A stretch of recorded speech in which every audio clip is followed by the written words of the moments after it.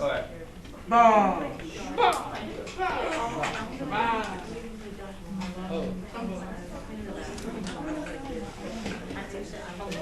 This falls under the category of stuff that's not hard, but it is confusing.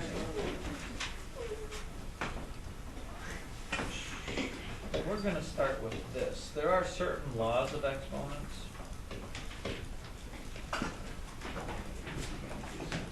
Not quite right. Maybe, and the hardest one is the one I'm going to start off with. Well, maybe not. Let's start off with the easy one.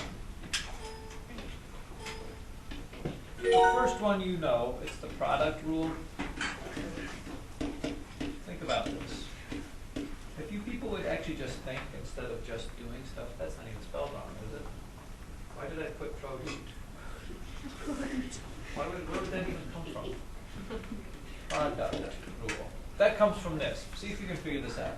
If you have x squared times x to the fifth, what is your answer?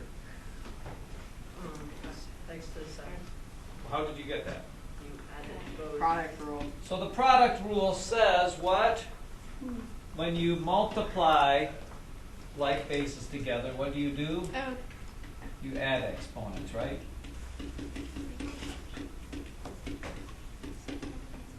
X to the squared times x to the fifth gives you x to the seventh. That should be, you know, and it doesn't matter what it is. It could be a to the third power times a to the sixth power. That's going to give me a to the ninth power. Now notice that doesn't work if they're different bases. If I have x to the third power times y to the third power, guess what that is? X to the third, y to the third. You can't put those together. You don't have the exponents there. Now there's also what's called the quotient rule. See if this makes sense to you. And the quotient rule would be like if what happens when you have x to the fifth over x to the second power. Don't you subtract? What is that? What's the answer to that, first of all, before you jump ahead into the whole world here? Remember, this is like having x to the fifth, which means you have 5 x's on top and the 2 x's on the bottom. 2 of them would cross off. You would end up with x to the third. So the rule is what, Jordan? The rule now. I asked you for the answer. You give me the rule. I asked you for the rule. You give me the answer. Jordan, you give me the, what is it? Subtract. Yeah, you subtract. Okay. Here is the big dealy bopper here. What if I flip these two over and I would put x squared over x to the fifth? If you use the quotient rule there and you subtract, you get, Frankie, what is 2 minus 5? It is. Okay? And that's one of the big topics we talk about today. And it is negative exponents. And I can tell you it is singly probably one of the biggest, Max, you got this down? One of the largest things that people struggle with is negative exponents. Okay? Right, you with me? Again, I'm going to have to separate or do something. Jordan, what can I do with this? This is like, Well, if it was up to me. But it's not. We'll separate the But it's We put Kelly Bott Yeah, in we between put them Yeah. for the rest of the year. See, that's the one. That's not very nice. no, you can write this under exponents, but please do this. Or you could just use one chair. Please do this. Negative You exponents have your chair back that way. make you sad because we don't deal with negative exponents very well. Okay? We just don't do it because nobody really knows necessarily what they mean. And why do we Okay. do it? That just because they show up every once in a while. But understand what caused the negative exponent. Let me go back to the problem. Where what gave us x to the negative third power was when I had x squared over x to the fifth, correct? Now, if I really simplified this without using the product rule, or the quotient rule, if I took x squared and divided it by x to the fifth, what do I actually get? without getting into negative numbers, 2.5. the x's would cross off. Oh. I'm left with what on the bottom? 3. X cubed. What's on top? A 1. Okay? Addition. Stop. Okay, that means this. X to the negative 3 power is the same thing as 1 over x cubed. They both came from this original thing. Which gives us the way we deal with negative exponents. And that would be what? And this is the hardest part about today's lesson, even though we'll do a little bit more of this. Okay? Write this down. To make negative exponents positive, comma. Now I want you to maybe see this here. Let's make this a fraction. If I just gave you this and I asked you what happened to this fraction, how would I go from this to that? What stayed the same and what changed to what happened there? Colton? Will 1 stay the same and the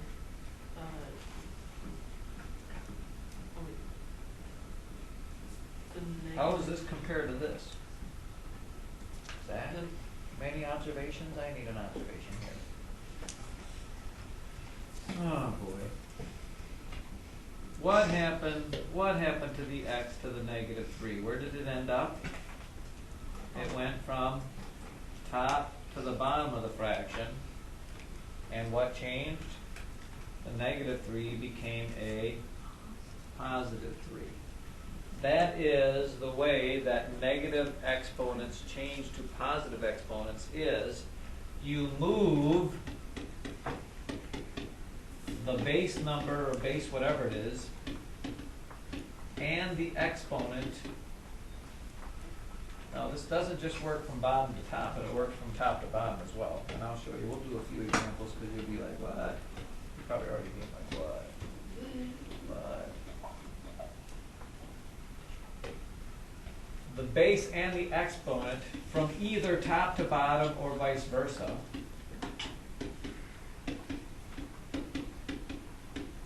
And you make the exponent positive.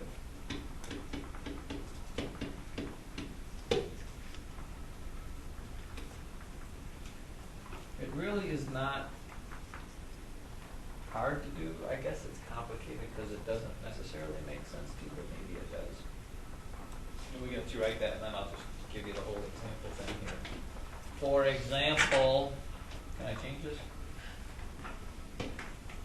You know, if I had this, x to the negative 5 over y to the negative 2.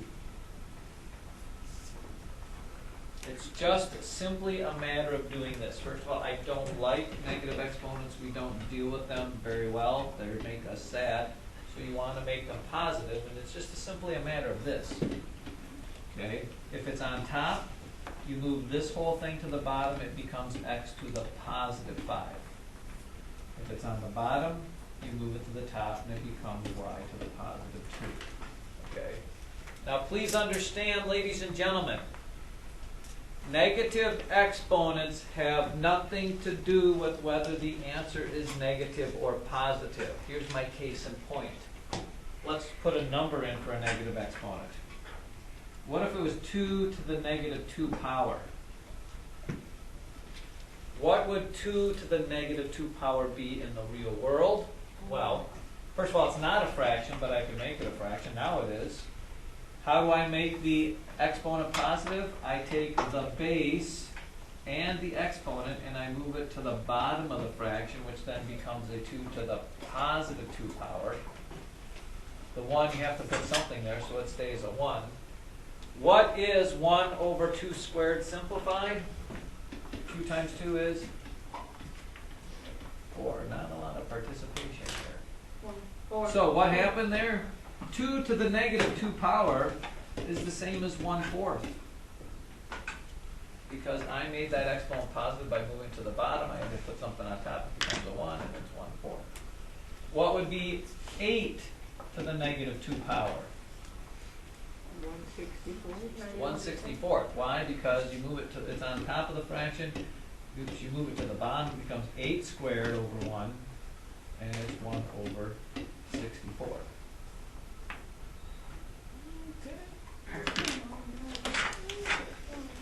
Let me see what else they give you here. So, wait, let me give you a couple more before this.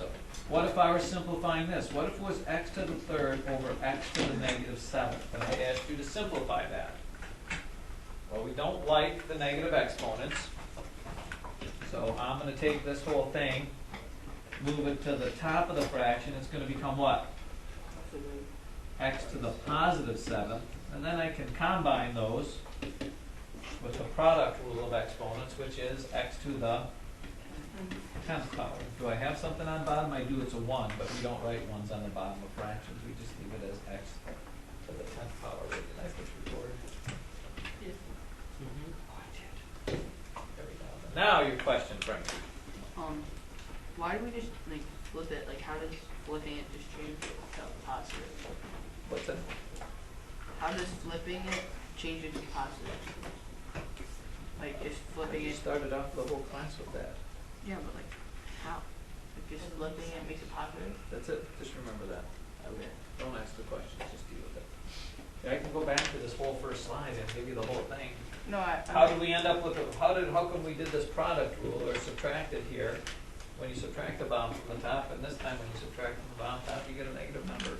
I mean, when you have the negative exponent, it just means you have more of those on the bottom than you have on top. That's just kind of the gist. And that's why, again, frankly, we don't deal with it nicely.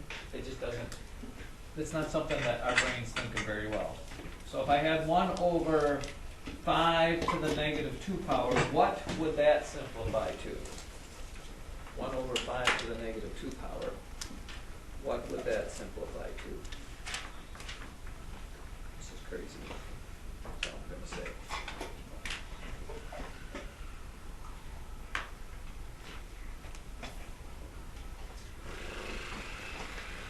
Max, what'd you get? 25. You did get 25. It is because you take this, it moves to the top, and it becomes 5 squared. You could always put the 1 underneath of it, but you end up with just simply a 25. Now here is where things get all kittywampus. Which could be a good extra spelling, credit spelling word. Kittywampus. Does it actually work? How would you spell that? K-I-D? No, kitty, K-I-D?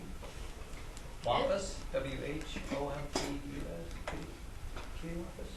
So here, watch this. This is where the train comes off the tracks.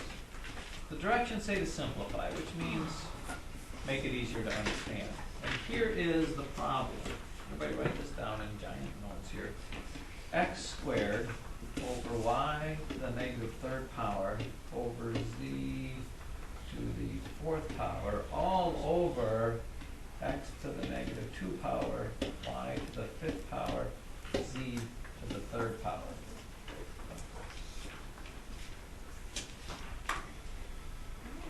So if you're given some goofy problem like this, again, the problem is these negative exponents, okay? You know, top same things cross off with same bottom things. For example, there's no negative z exponent, so I can do the z. I'll do the z's right now. What do I get if I simplify the z's? I have 4 on top, I have 3 on bottom. What's going to happen, Colton? What am I going to be left with when all the smoke clears? A z on top, right? Because the z to the 3rd power is 3 z's. And z to the 4th power is 4 z's. Boom, they cross off, 3 cross off. You're left with 1 z on the top. Okay, but you can't cross these off because they're not really like. The first step you always must do, because negative exponents make us sad, is you need to make the negative exponents positive. And the simple rule of doing that is, if they're on the bottom, you move everything to the top, and if they're on the top, you move it to the bottom. So this x to the negative 2 is going to get shot up top. It's going to be x to the positive 2 power. This y to the negative 3rd, I need to change that to positive, so I bring it to the bottom. It becomes y to the positive 3rd power. Then using the little product rule, you can simplify that. I can combine these. What is x squared times x squared? X to the 4th. And what's y to the 5th and y to the 3rd on the bottom? Y to the 8th. And this would be that whole thing simplified. You just have to deal with the negative You forgot exponents. the 4 on the Z. It's who? The 4 on the Z. Or the Z. The z crossed off. Oh. There were already 3 z's on the bottom and 4 z's on top, so 1 z was still left. A 1 z, huh? Huh. Alright, let's try this one. I think, let me see if we get... Amazing. Oh. Let's see how many people get this one right. Right out of the book. Straight out of the book. X, y to the negative 3rd. Is that the same way we started the last one? No. Z to the 5th. Over x squared, or y squared, x squared, z squared. God bless you. You tell me when all the proverbial smoke clears there, what that whole thing would simplify to.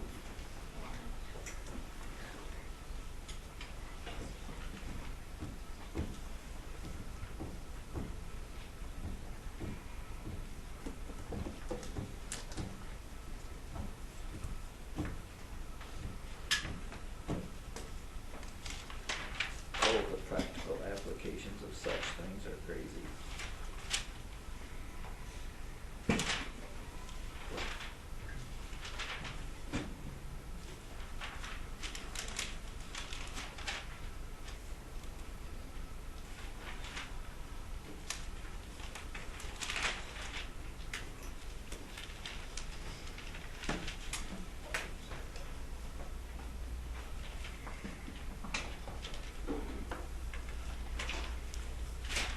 Do we get some sort of an answer? Think so? I like it when people think so. Ba-dum-bum. Tie Hop says, I got Z to the 3rd over Y to the 5th X. anybody jumping on Tyler's bandwagon there?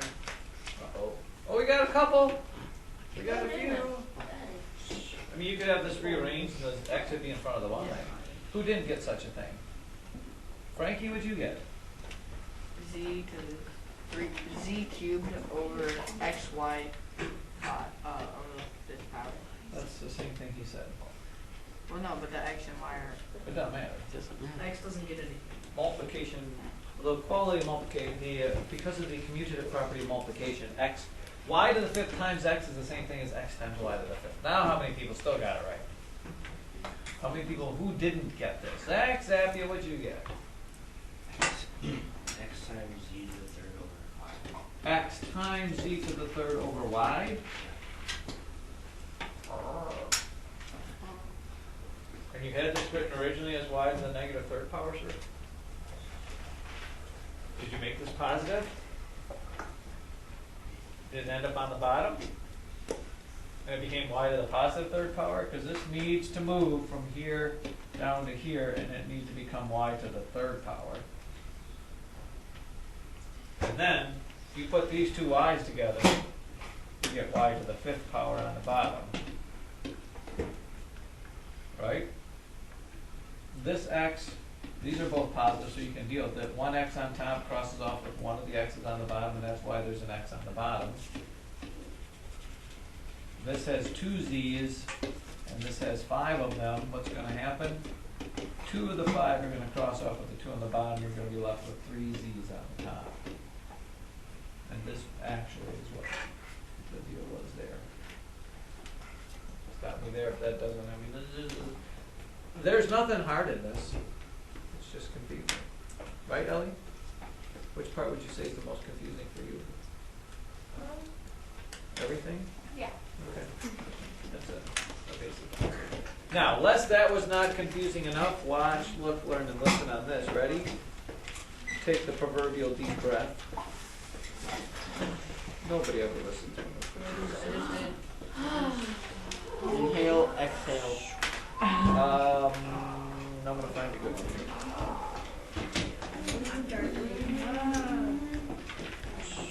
Let's do this. A to the 0, B to the -3, C,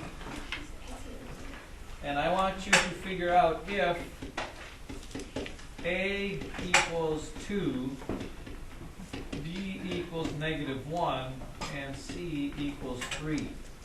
This was a -3, by the way, if it doesn't look like that. Let me write this over again.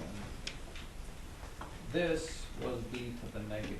Now, already people are jumping board, jumping off ship. Anything to the 0 power is what? 1. So, in reality, ladies and gentlemen, 1 times anything is itself.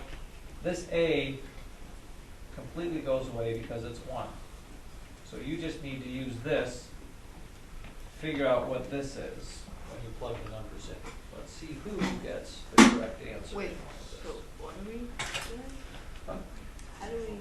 You're plugging in the numbers. Oh.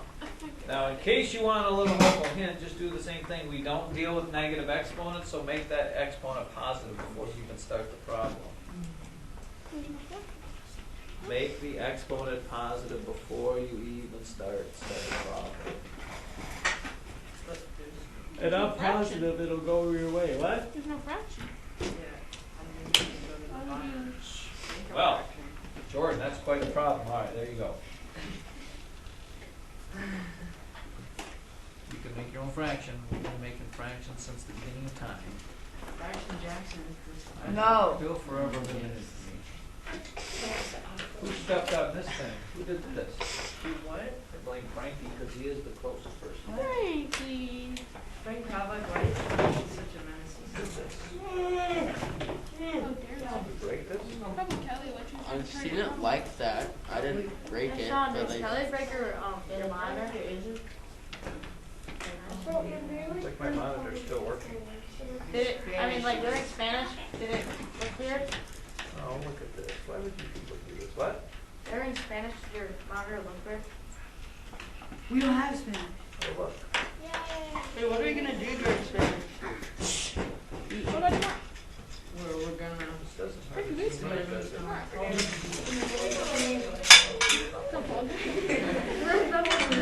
Thank you, too. Doll? A little bit, Frankie?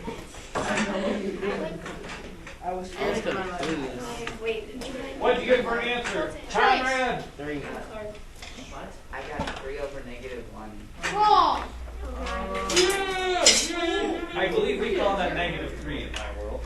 If that's in fact what you got. Wrong. I made it move. But let's look and see. I don't know if Nathan's right or not. Yeah, I got 3. First thing I would do is make this be positive, so it's C over B to the 3rd power, basically. Then I would put parentheses in for things as I've always been told.